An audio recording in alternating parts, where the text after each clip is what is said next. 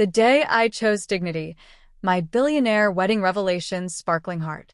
It all started 3 hours earlier, when Eleanor Ellie, a woman of 61 who had worked 12-hour days cleaning houses for most of my life, stood in the most magnificent ballroom I had ever seen. 400 guests settled into ivory velvet chairs. Cream silk linens draped the tables, crowned by towering centerpieces of white and gold flowers. Every detail, paid for with my life savings, was meant to be flawless. After 15 years of solitary widowhood, I had finally found love again with Elias, or Eli Vance. He stood beside me in a modest but immaculate gray suit.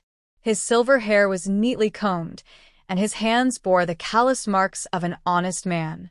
He drove an old car and lived in a simple apartment. Eli wasn't rich, but when he looked at me, I felt like the most valuable woman in the universe. That was the only wealth that mattered. Then came the first loud, mocking laugh. It emanated from the third row, the seat reserved for my 38-year-old son, Darius, and his wife, Tasha. Darius, wearing a $3,000 Italian suit and a heavy Rolex, had always been obsessed with status. Tasha, in her overly tight blood-red dress, was worse. She came from the Jenkins family, people who considered themselves upper crust despite their father's questionable fortune. "Look at that," Tasha whispered loudly to her mother, Brenda. "The old woman is marrying a pauper." Brenda Jenkins laughed, her numerous fake gold necklaces clanging. Poor Ellie. At her age, she can't catch anything better. My cheeks burned. I tried to focus on the minister, but the cruel whispers continued. "Did you see his shoes? They look like they were bought at a thrift store," one cousin hissed. "My gardener dresses better," added another. The Jenkins row was a nest of vipers, waiting to strike. Eli simply squeezed my hand, his expression serene. The attack at the altar. The ceremony continued until the moment of the vows. Eli began to speak, his voice resonating with genuine feeling. "Ellie, from the day I met you, I knew you were the woman I wanted to spend the rest of my life. I don't have material wealth to offer you, but I give you my whole heart, my eternal loyalty, and my promise to make you happy." The sincerity was shattered by a loud, sarcastic laugh from Darius. He stood up, unsteady from drinking, and gestured dramatically with his champagne glass. "This is pathetic, Mom. Seriously, this is the man you chose? This miserable old man?" Darius shouted, silencing the entire room. "You worked your whole life. You sacrificed for me. And this is what you do? Marry a nobody who probably just wants your money?" Tasha stepped up beside him, a malicious smile fixed on her lips. "Darius is right, Ellie. That's not a stepfather. That's trash you picked up off the street." The Jenkins family erupted into harsh, derisive laughter. My world felt like it was collapsing. But then, the pain gave way to a white-hot fury. I pulled my hand from Eli's and walked straight towards my son. The fateful confrontation. "You know what, Darius? Someone does have to tell the truth here," I stated, my voice shaking but firm.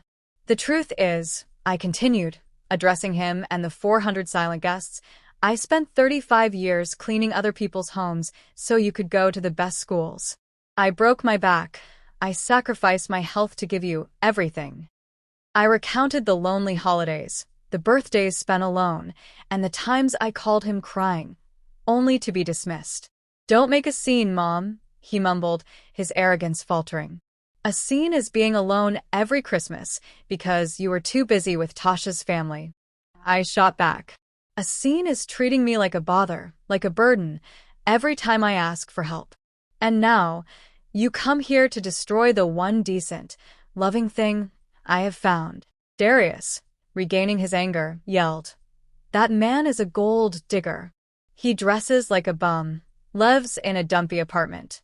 I'm supposed to be happy my mother is marrying that." Tasha's father, Larry Jenkins, chimed in, supported by Tasha's mother, Brenda. "He just wants your money.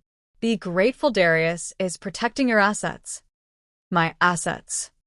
The words were venomous. "Since when did you care about my assets, Darius?"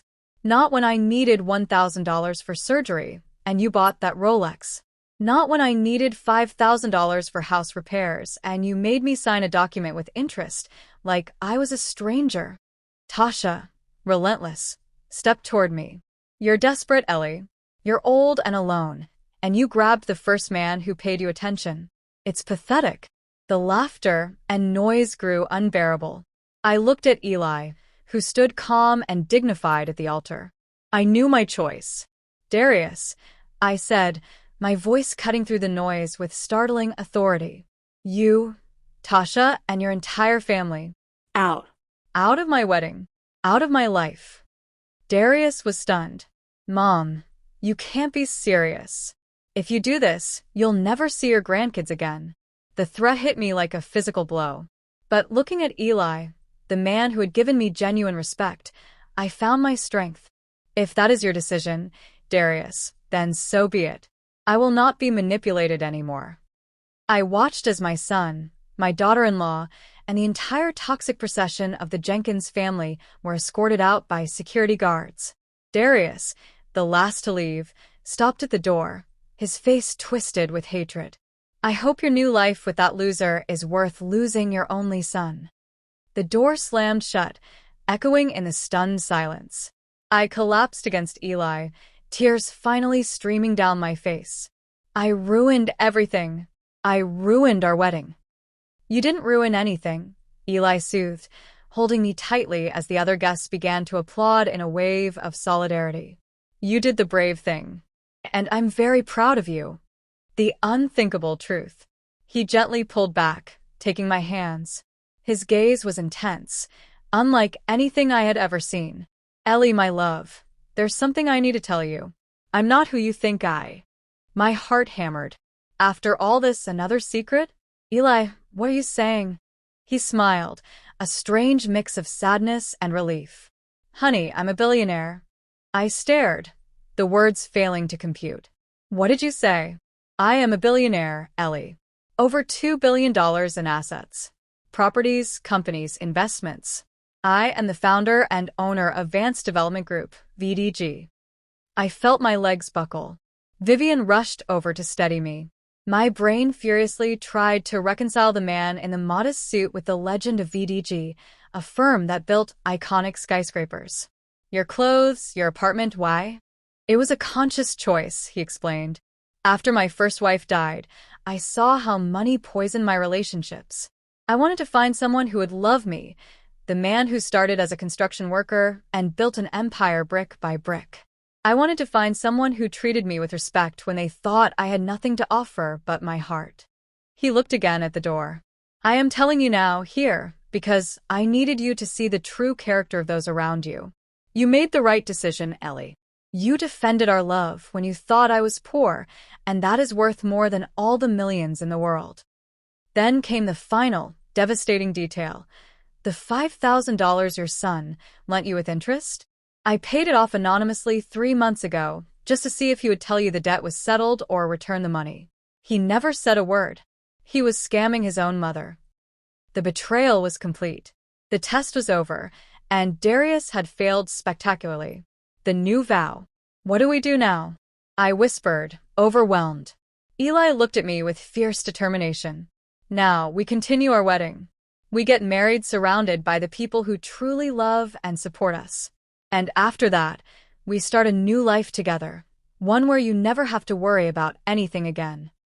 The minister resumed the ceremony, and this time, there were no insults, only warmth and applause. Later, during the reception, Eli stood up and addressed the crowd, confirming his identity as Elias Vance, the CEO of VDG, and reiterating his love. This woman loved me when she thought I was a simple laborer. She gave me her heart without expecting anything in return. And that, my friends, is priceless. The ovation was deafening. I was married. I was loved. I had chosen dignity, and in doing so, I had gained not only the love of my life but a future more magnificent than I could ever have dreamed. The pain of my son's final betrayal was still there, but it was overshadowed by the profound joy of knowing I had finally chosen my own worth. We were going to live a life together, a genuine, loving, and entirely new life.